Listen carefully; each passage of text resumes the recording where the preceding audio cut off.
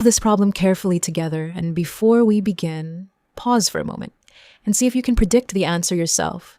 Then let me know your guess in the comments, and if you enjoy clear, step-by-step mathematics like this, don't forget to like this video and subscribe for more. We are given the equation, a plus 9 equals a. Now let's look at this carefully. Our goal is to find the value of a, so the first thing we want to do is collect all the a terms on one side. The reason we can do this is because subtracting the same quantity from both sides of an equation keeps the equation balanced. So let's subtract a from both sides. On the left side, a minus a becomes 0, leaving only 9. On the right side, a minus a also becomes 0. So now our equation becomes 9 equals 0. Pay close attention to what has happened here. 9 is a fixed number, and 0 is another fixed number, and these two numbers are never equal.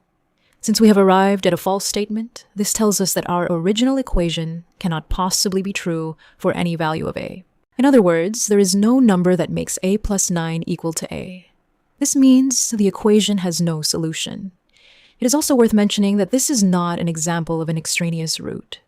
An extraneous root is a value that appears during solving, usually after operations like squaring both sides, but fails when substituted back into the original equation. Here, we never obtained any candidate value for a. Instead, we immediately reached a contradiction, 9 equals 0, which proves that the equation is inconsistent from the very beginning.